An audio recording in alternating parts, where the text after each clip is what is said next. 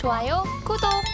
우리가 이 지난 한 주를 요약해서 우리 고용지표에 쥐었다고 말한다면 이제 이번 주에 우리가 살펴봐야 되는 거는 이 미국의 3월 CPI와 이 FOMC 의사로 그리고 은행의 실적까지 주목해 봐야 할 텐데요. 우리 마스터님과 함께 살펴보도록 할게요. 네, 자, 첫 번째 주제와 두 번째 주제가 사실은 굉장히 상호 연관성이 굉장히 높기 때문에 네. 첫 번째와 두 번째를 일단 묶어서 제가 한번 좀 먼저 이거를 한번 해볼게요. 네, 좋습니다. 자, 이거는 짧게 그냥 보셔도 됩니다. 어차피 나온 값이기 때문에 자 보세요. 금요일 날 발표가 났죠. 금요일 날 뭐가 발표가 났나요? 우리가 지표 3대장이라고 부르는 게 있어요.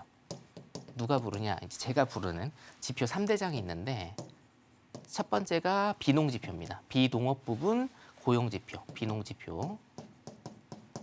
그 다음에 두 번째가 이제 실업률이죠. 실업률. 세 번째가 GDP입니다. GDP. GDP인데 이 GDP는 분기별로 발표가 나는 거기 때문에 일단은 옆으로 조금 제껴두고 자 비농 지표 굉장히 세죠. 그리고 두 번째 뭡니까? 실업률입니다. 자 금요일 날 이 발표가 어떻게 났냐면 비농 지표는 어떻게 돼요? 올랐습니다. 올랐습니다. 시장의 예측치보다 올랐어요. 그러니까 뭐예요? 고용이 잘 된다. 고용이 좋다. 시장의 예상보다 고용이 좋다라는 겁니다, 여러분. 자, 두 번째는 뭡니까? 실업률이에요. 실업률이 지금 3.5%가 나왔습니다. 참고로 제가 말씀을 드리면 미국은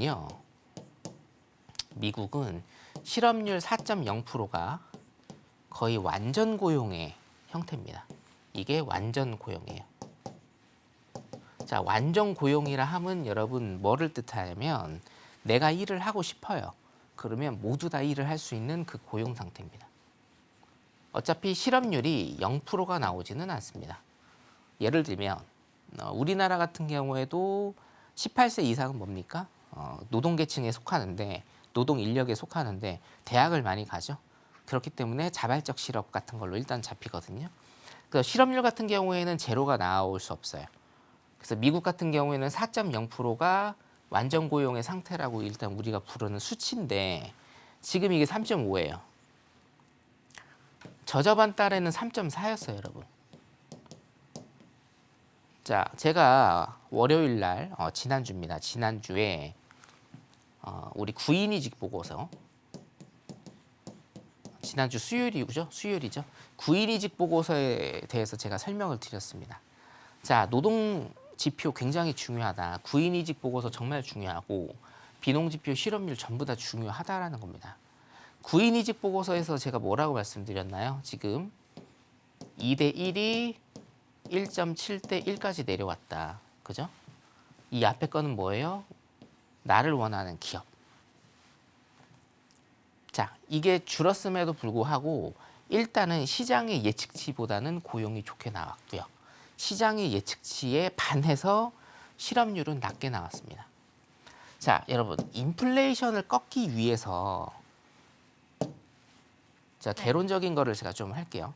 인플레이션을 꺾기 위해서 금리 인상을 지금 계속적으로 하고 있죠. 그렇죠. 자, 산술적으로 제가 저번 주에 설명을 드린 게 있어요.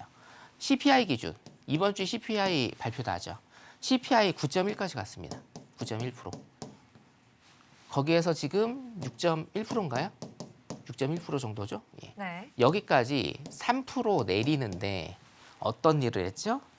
금리를 어떤 일을 했습니까? 네. 금리를 9번 올렸어요.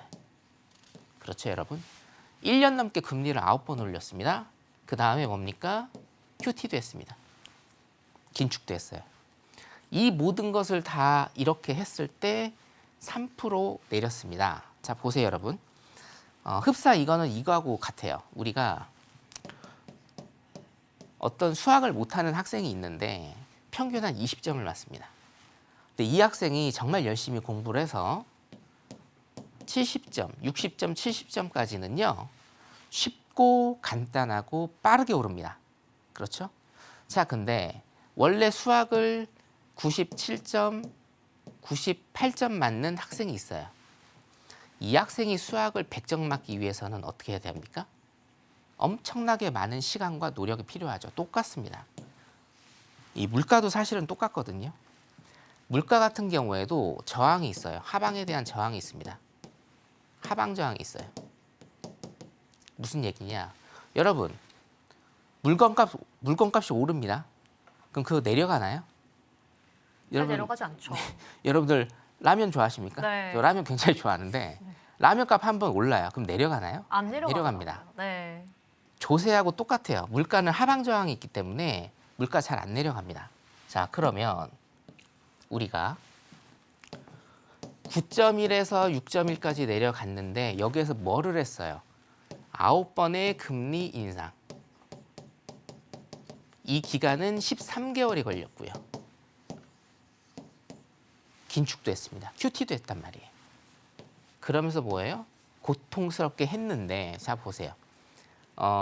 중국도 그렇고 한국도 그렇고 미국도 그렇고 일본도 그렇고 우리가 물가를 잡는 데 있어서 목표 물가 지수가 2%대입니다. 사실은 2% 정도, 2%대인데 자 2%를 내려야 돼요. 3%를 내리기 위해서 이렇게 했어요. 근데 지금 2%를 내리려면 4%를 내려야 돼요. 그럼 산술적으로 따지면 여러분 여기에 있는 거 그대로 가져오시면 돼요. 어떻게 해야 됩니까? 9번 이상의 금리 인상을 해야 되고요. 이 기간은 13개월 이상 걸릴 것이며 또 다른 긴축을 해야 됩니다. 중앙은행이. 이렇게 해야 됩니다, 여러분. 근데 금리를 지속적으로 올릴 수는 없죠, 당연히.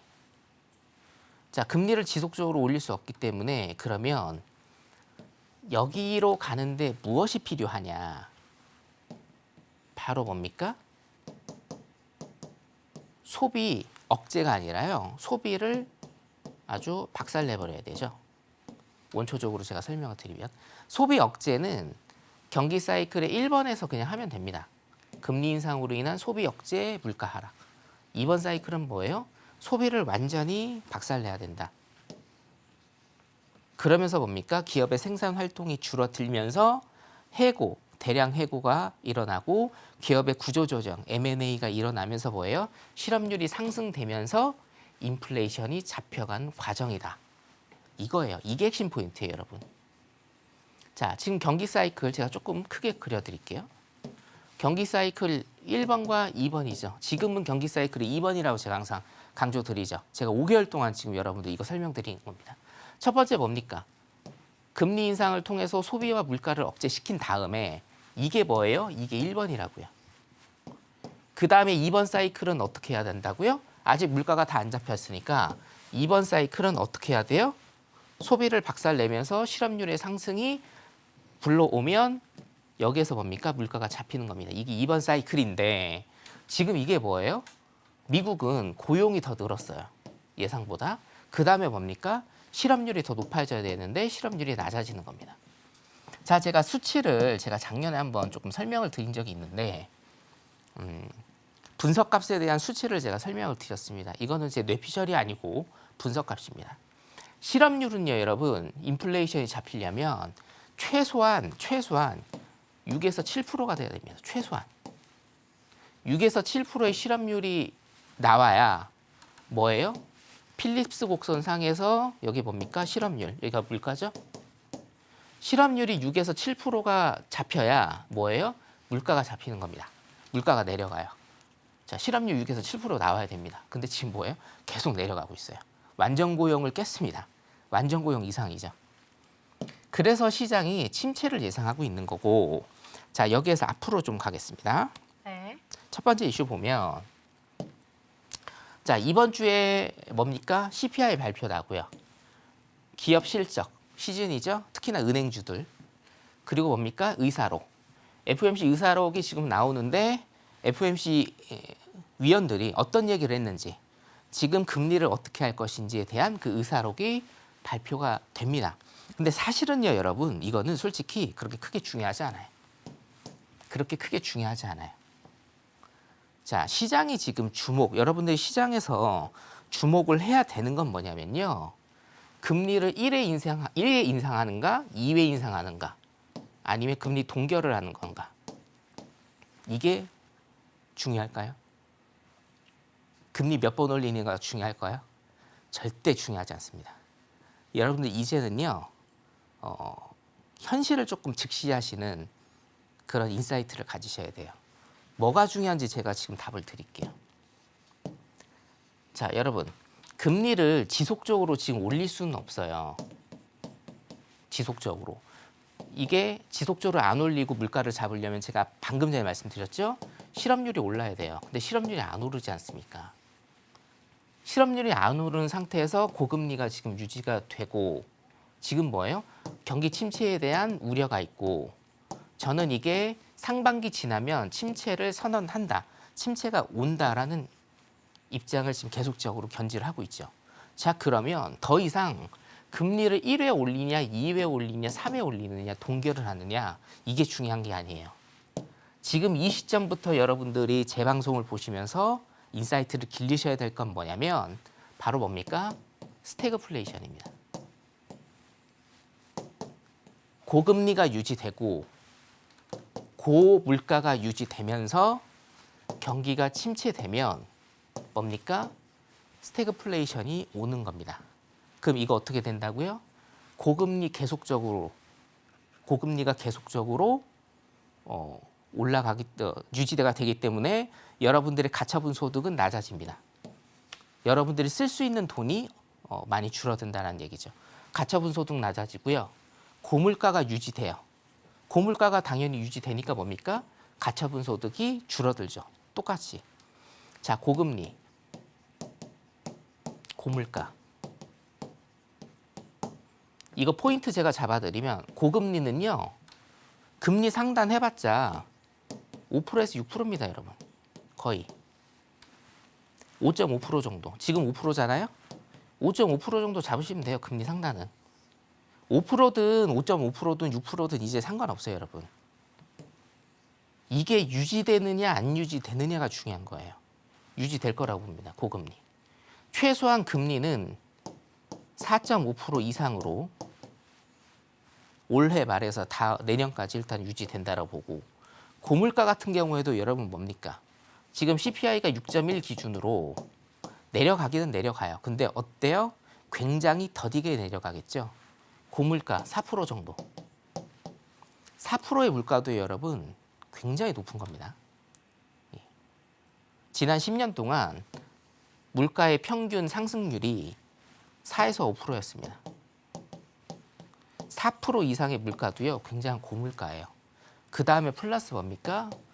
침체까지 하면 스태그플레이션이 오는 겁니다. 자, 근데 이거를 제가 왜 말씀드리느냐? 페드가 저는 지금은 파월을 믿는데 파월을 믿습니다. 근데 안 믿는 거 하나가 있어요. 바이든은 안 믿어요. 왜냐? 조금 있으면 대선이죠. 조금 있으면 대선입니다, 여러분. 자, 그러면 페드가 어떤 압박을 받는다라고 하면 올해 금리를 인하를 해버리죠. 자, 보세요. 제가 요거 한번 그려드린 적이 있습니다. 몇 번 그려드렸죠? 경기 사이클에서 이게 뭐예요? 금리 인하를 하는 순간 이게 경착륙, 이게 연착륙, 이게 뭡니까? 노랜딩이었죠. 노랜딩은 말도 안 된다라고 제가 말씀을 드렸고 그 어떤 경제학자들도 노랜딩은 정말 반대라고 있습니다. 근데 인플레이션이 안 잡힌 상태에서 금리 인하를 해버리죠. 어떤 압박을 통해서. 그럼 뭡니까? 경제적인 압박, 경제학적인 압박이 아니라 정치적인 압박으로 금리 인하를 해버리면 노랜딩이 오는 겁니다. 이건 절대 하지 말아야 될 노랜딩이 오는 거예요. 노랜딩이 오면 어떻게 된다? 고금리, 고물가, 경기 침체 세 개가 다 옵니다. 이게 뭐예요? 정말 피해야 되는 스태그플레이션. 여러분들 포커스는 이제 오늘을 기점으로 제 방송에서는 스태그플레이션으로 전환됐습니다. 스태그플레이션으로 전환됐습니다. 금리를 한 번 올리느냐 두 번 올리느냐 금리 동결을 하느냐 상관없습니다. 어차피 금리 동결은 하게 돼 있습니다. 브레이크는 걸어야 될 시점이 왔기 때문에. 금리 인하를 하는 순간 하지만 금리 인하를 하는 순간 시장은 환호하지 않을 겁니다. 더 큰 대가를 치르게 될 겁니다. 자, 그래서 스태그 인플레이션에 대해서 앞으로 제가 방송 통해서 더 많은 정보 설명드리도록 하겠습니다. 일단 첫 번째, 두 번째 이슈 여기까지 하도록 하겠습니다. 좋아요, 구독!